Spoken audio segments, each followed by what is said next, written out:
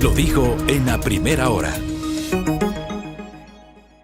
Muy bien, seguimos 7:40. Comentaba justamente en la primera parte, no tengo la referencia, me imagino yo que habrá que esperar el cierre del plazo para que el Consejo Nacional Electoral nos brinde la referencia sobre la presentación de impugnaciones de los sujetos políticos, de las organizaciones políticas y sujetos políticos en contra de los precandidatos a la presidencia, vicepresidencia de la República y también a integrar la próxima Asamblea Nacional.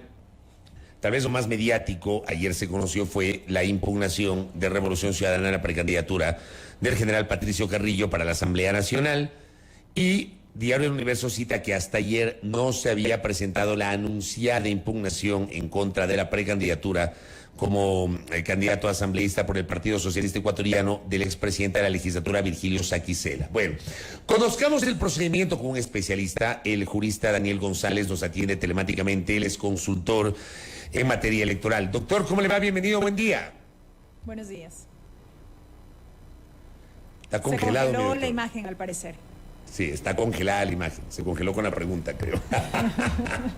Bueno, ¿tienes alguna referencia de datos o no? Todavía no, ¿no? De momento no. Lo que se supo hasta el día de ayer, y que también lo había expresado la presidenta del Consejo Electoral, era que todavía se encontraba en esta fase de validación de la información, porque hubo documentación que no logró subirse, aunque fue validada antes de la hora cero. Es decir, se imprimieron los formularios y demás antes de la hora previa que termine el proceso de inscripción, pero algunos documentos no lograron ser escaneados de manera oportuna y subidos al sistema. Los que fueron presentados en físico. Los que fueron presentados en físico, eso sobre todo a nivel de provincias. No, pero ahí deberían adaptarse a la tecnología, pues si ahora la tecnología permite que todo lo hagan en digital y no sepa que presentan en físico. Ahora sí, mi doctor Daniel González, ¿cómo le va? Bienvenido. ¿Cómo está? Muy buenos días, Fabricio. Un saludo a usted, a Belkis, a toda la ciudadanía pues que nos observe y nos escucha esta mañana. Gracias, mi doctor, muy gentil. A ver, explíquenos didácticamente, casi que con maicitos, cómo funciona este periodo de impugnaciones, doctor. Tenga la bondad. Muchas gracias. Mire, Fabricio, hay que tener en cuenta que, a ver, el derecho a impugnar o a recurrir es un derecho constitucional, y en el caso pues del tema electoral, usted tiene 3 instancias para poder recurrir o llegar hasta una tercera instancia, hablemos en ese sentido, en esta fase del proceso electoral, justamente para inscripción de candidaturas. Entonces, el periodo de inscripción de candidaturas, si no me equivoco, terminó el día 13 de junio. Luego de eso, pues hay 2 días para que los sujetos políticos, en este caso quiero decir sujetos políticos, representantes de organizaciones políticas, representantes legales de las alianzas y candidatos que ya estén inscritos, puedan objetar, en primer término, esa es la terminología en el ámbito electoral, objetar ante las juntas provinciales electorales las candidaturas.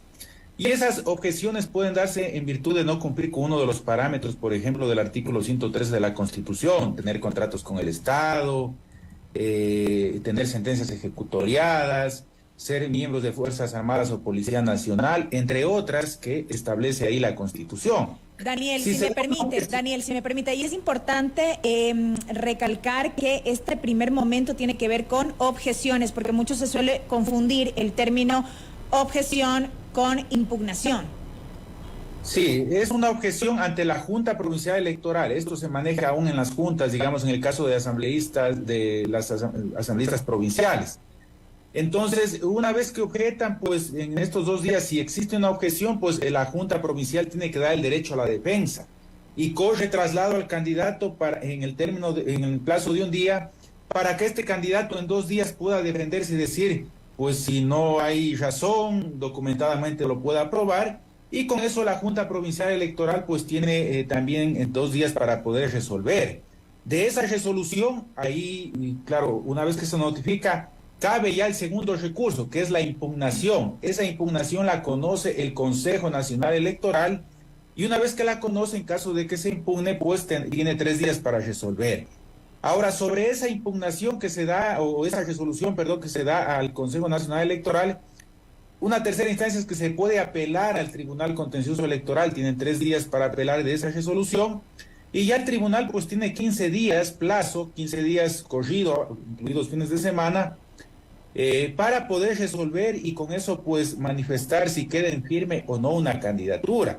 Entonces, ese es el procedimiento un poco que se debe llevar dentro de estas tres instancias que hay para poder recurrir respecto de una decisión de inscripción de candidaturas. Ahora, el otro escenario es que si no existen pues objeciones, por ejemplo, si el periodo terminó ya el día de ayer a las 12 de la noche para que puedan objetar, el Consejo Nacional Electoral y las juntas pues tendrán hoy y mañana para poderse pronunciar ya respecto de la calificación de la candidatura. Entonces, ahí el Consejo verifica o le llega un informe jurídico a las juntas provinciales electorales, un informe técnico diciendo si los candidatos cumplen con la edad, si los candidatos cumplen con la alternabilidad, paridad y secuencialidad, si los candidatos corresponden a la jurisdicción territorial de la cual están siendo candidatos, y un sinnúmero de parámetros adicionales, si están firmados el formulario de inscripción, si han aparejado toda la documentación, la declaración juramentada de no tener bienes en paraísos fiscales, sin número de requisitos que tienen que cumplir, y si han cumplido con todo eso, pues tienen que calificarlos. Ahora, si no cumplen, las juntas provinciales electorales o el Consejo Nacional Electoral en caso de asambleístas nacionales y binomios presidenciales, tienen que solicitar a las organizaciones políticas que en el plazo de 2 días cambien esos candidatos, subsanando con un nuevo candidato, claro, los incumplimientos que han tenido. Ahora, si es que la organización política subsana y ya no existe ningún inconveniente, pues es calificada la lista, el binomio, pero si la organización política pone un candidato que no cumple con algún requisito, pues ahí sí es rechazada de facto toda la lista sin posibilidad de presentar ningún tipo de recurso electoral, ni en sede administrativa ni ante el Tribunal Contencioso Electoral. Los plazos que usted acaba de señalar son fatales. Sí, son los máximos plazos. Sí, bueno, desde el artículo 100 del Código de Democracia se establece este tipo de plazos que son los máximos. Claro, por ejemplo, el Tribunal Contencioso Electoral tiene un plazo máximo de 15 días, pero nada quita que, entiendo por la urgencia del caso, pueda resolver en el menor tiempo posible. Se demore menos de los 15 días, pero más allá de los 15 días no se podría demorar porque son plazos que constan en el Código de la Democracia. Eso querría decir que hizo bien el Pleno del Consejo Nacional Electoral en establecer como horizonte el 6 de agosto para la presentación de la lista definitiva de candidatos.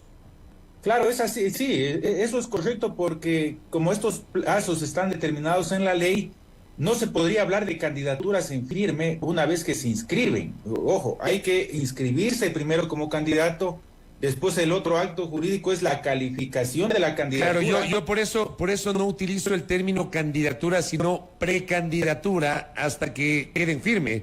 Y cuando queden firme con la calificación del CNE, ahí le llamo candidatura. Sí, así es, Fabricio. Ya una vez que está en firme es la candidatura y hay que tener en cuenta que esa candidatura por mandato legal es irrenunciable. Ya una vez que es calificada, no es que el candidato se puede arrepentir de que no quiere ser candidato, de que no puede, ni por causas de fuerza mayor o caso fortuito, no existe posibilidad alguna que esa candidatura sea irrenunciable, salvo que existan cuestiones de algún fallecimiento, pues ahí el código ha establecido niveles de sucesión, como pasó, recordarán, en la última elección con un alcalde, me parece, si no me equivoco, en la cual pues tuvo que designarse, me parece que del cabildo al nuevo alcalde, si no me equivoco, pero esa es la única, digamos, forma que ya por causa natural de una muerte, pues que pueda dejarse de ser candidato. De ahí las candidaturas son irrenunciables una vez calificadas. Una consulta adicional a propósito de todos estos procedimientos, Daniel, y de lo que preguntaba Fabricio respecto de si son o no plazos fatales. Eventualmente, ¿qué ocurriría si alguno de estos recursos se estanca, por utilizar este término, digamos, en la misma instancia electoral o en el Tribunal Contencioso Electoral? Considerando que los tiempos son cortos para poder ya tener candidaturas en firme, para que pueda iniciar la campaña electoral y que las elecciones son ya el 20 de agosto. Sí, mire, ahí lo que la ley ha establecido es presentar un recurso de queja. Por ejemplo, que una Junta Provincial Electoral no le dé contestación respecto de inscripción de candidaturas. O he conocido casos, por ejemplo, que se están dando ahora de que determinados candidatos, 11 de la noche del 13 de junio, se estaban inscribiendo, imprimieron los formularios y fueron y dejaron físicamente en el Consejo Electoral.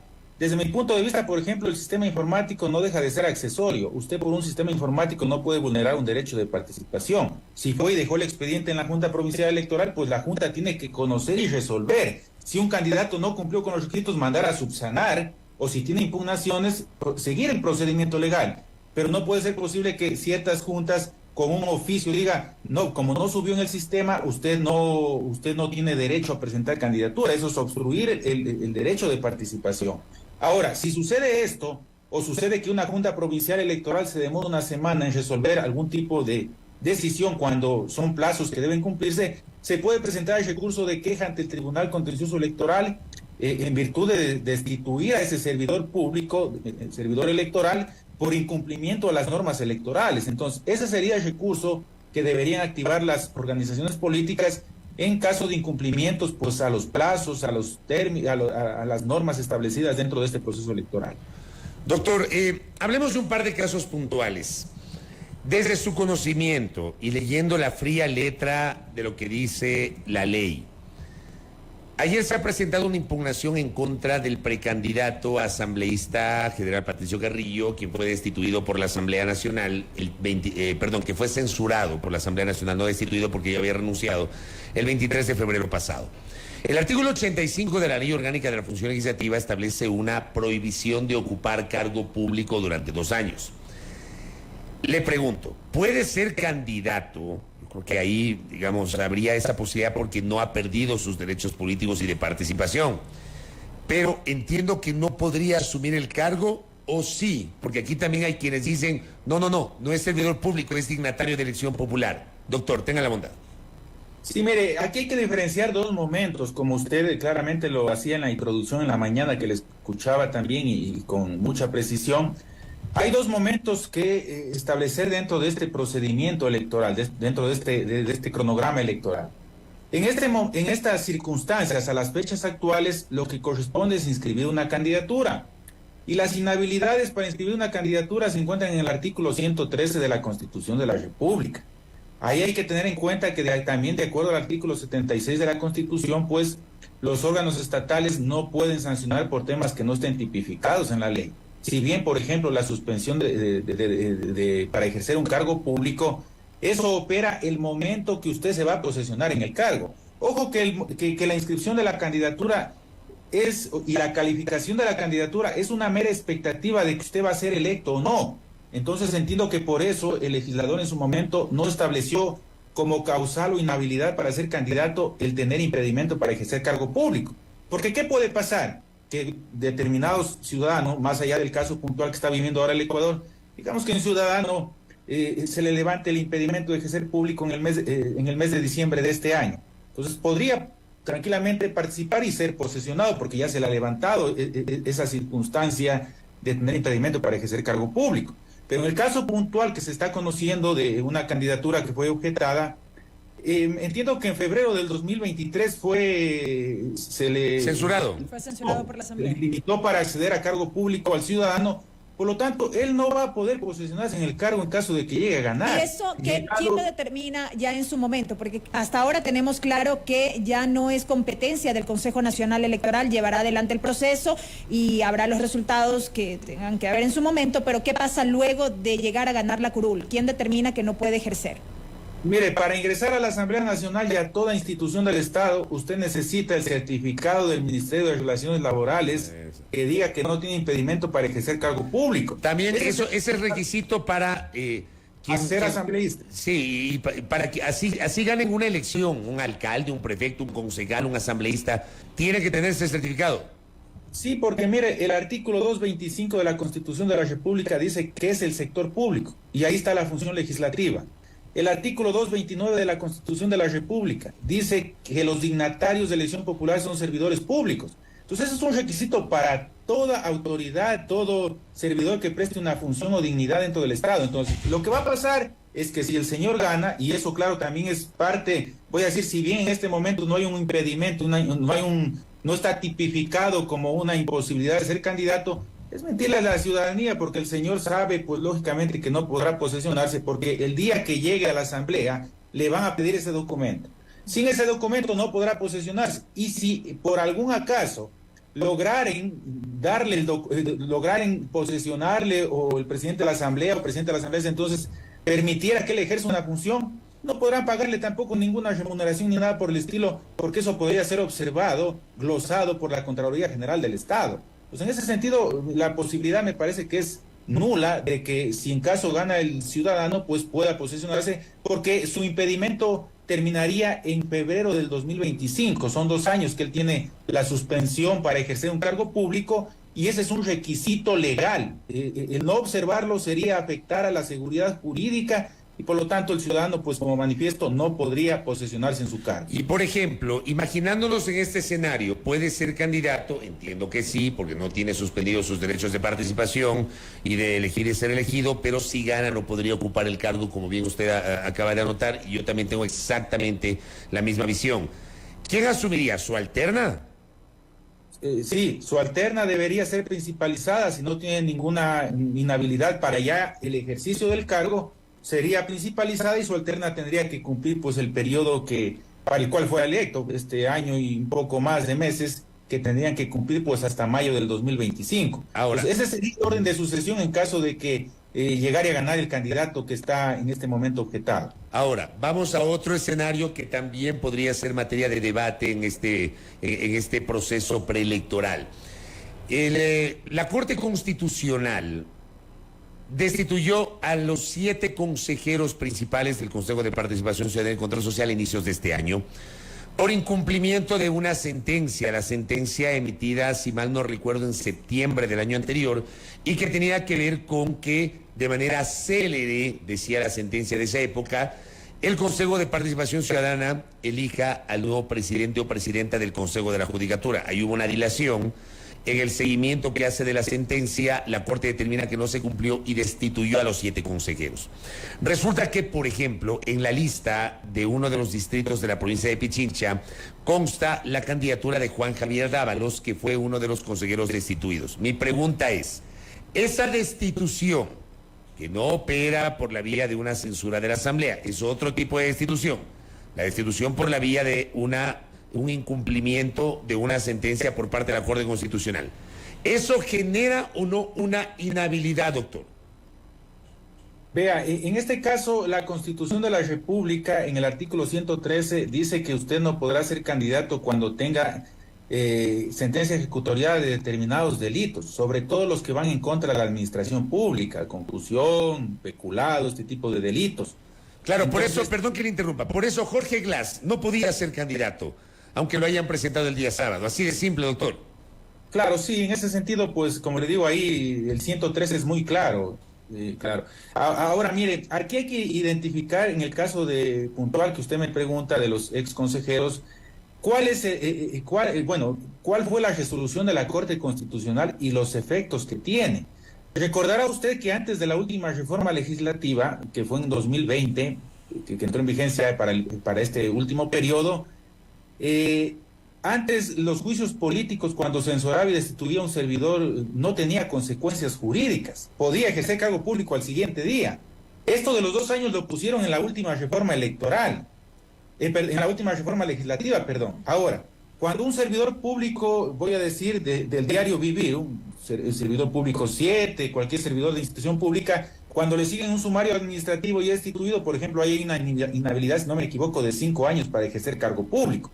En el caso puntual por incumplimiento de funciones que la Corte Constitucional conoció, no tengo precisión si la Corte en esa sentencia puso alguna inhabilidad para que ejerza el cargo público. Si no está así, claro, este señor podría en su momento posesionarse porque no tendría impedimento para ejercer cargo público, y en este momento, claro, entiendo que tampoco sería una inhabilidad para ser candidato, porque el artículo 113 como manifiesto establece sentencias que sean en contra de la administración pública, determinados delitos, y al no estar dentro de esos delitos entiendo que no tendría ningún inconveniente para poderse inscribir. Es decir, para este caso entonces, una persona que haya ocupado un cargo público, haya sido destituida por incumplimiento de una sentencia de la Corte Constitucional, ¿no opera entonces una restricción para una candidatura o para ocupar un cargo público?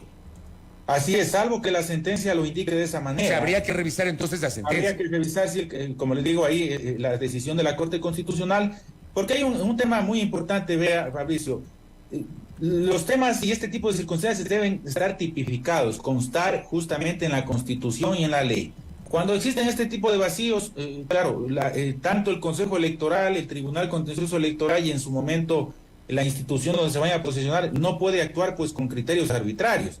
En el primer caso que analizábamos, sí, si está 2 años impedido para ejercer cargo público, no puede posesionarse. En el caso, como le digo acá, del señor Dávalos que me mencionaba, pues entendería que no tiene él una sentencia en contra de la administración pública ejecutoriada, puede ser candidato, y si la sentencia de la Corte no le impidió, no le sancionó para ejercer cargo público, pues podría posesionarse sin ningún inconveniente. Daniel, teniendo claros ya estos procedimientos y demás, yo sí quiero consultar qué lectura le merece a usted ya desde lo político como tal, esta intención de incorporar en las listas a cuadros que en lo posterior podrían tener impedimento para posesionarse. Mire, esto como manifiesto, si bien al momento podría encaminarse o darse, ¿no es cierto?, a nivel electoral. Sin embargo, yo creo que es hacerle fraude a la voluntad popular, es mentirle a la ciudadanía. Si bien a lo mejor en el elemento legal, ¿no es cierto?, podríamos decir que hasta cierto punto pues, podrían llegar, o podría llegar en el caso del señor Carrillo, antes de posesionarse en caso de que gane.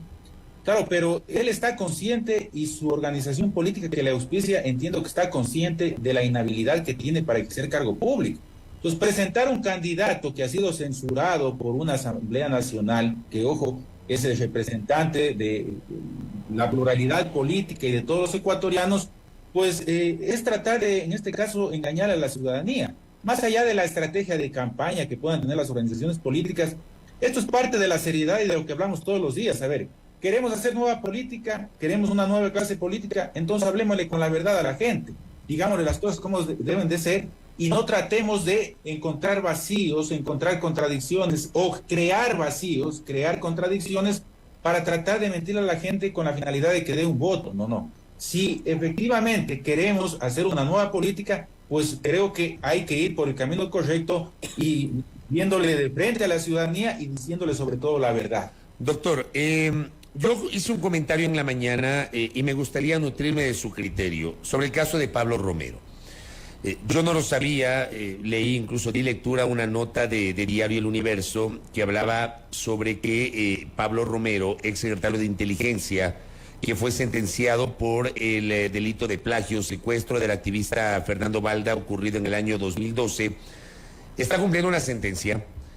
Me explican a mí, y no tenía este dato, que la sentencia de 9 años no está plenamente ejecutoriada porque no se ha resuelto desde el año pasado la casación.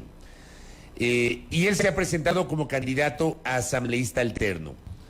¿Puede hacerlo, doctor? Él estuvo detenido, hoy se ha beneficiado de unas medidas cautelares concedidas por un juez, por el juez de Yaguachi, que le concedió igualmente la restitución de los derechos políticos al ex vicepresidente Glass el pasado viernes. Está en libertad, pero cumpliendo una sentencia, aunque esa sentencia penal condenatoria, me explican, no está ejecutoriada. ¿Qué procede ahí, doctor? Mire, si una sentencia, a ver, yo en un inicio decía que el 113 establece ciertos tipos de delitos que tengan sentencia ejecutoriada no pueden ser candidatos. Pero las otras sentencias, cuando se ejecutorían, por ejemplo, a usted le limitan los derechos de participación, por lo tanto no podría ser candidato.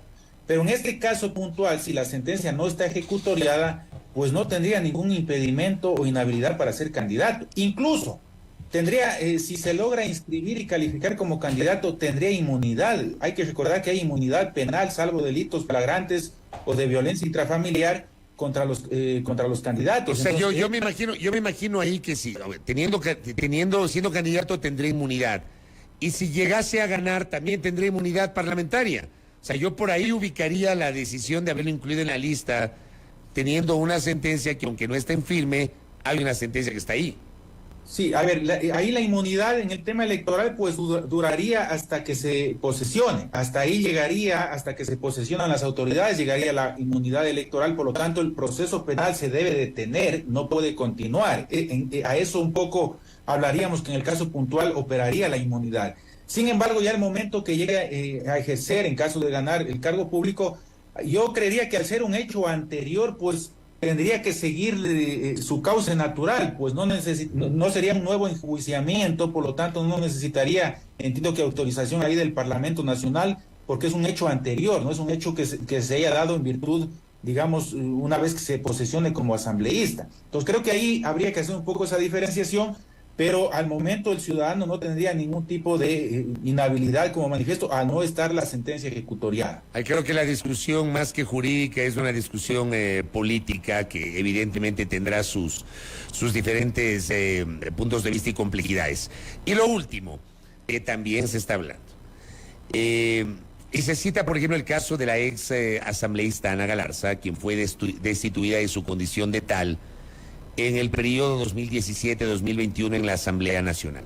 Ana Galarza ya fue candidata a la prefectura en la elección de febrero y ahora se ha presentado como precandidata a la Asamblea Nacional. Y claro, le pregunto si opera el artículo 15 de la Ley del Servicio Público que habla sobre el reingreso de un servidor o servidora pública destituida, donde dice que una vez que cumple el plazo que le impide estar en el sector público, puede reingresar al sector público, pero no a la misma institución.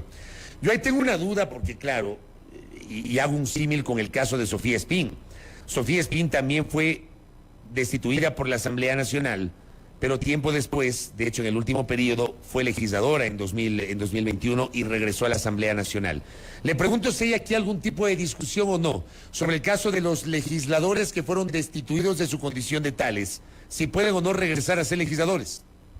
Mire, en el caso que me consulta, entiendo que esa censura y destitución se dio antes de la última reforma de la actual Ley Orgánica de la Función Legislativa.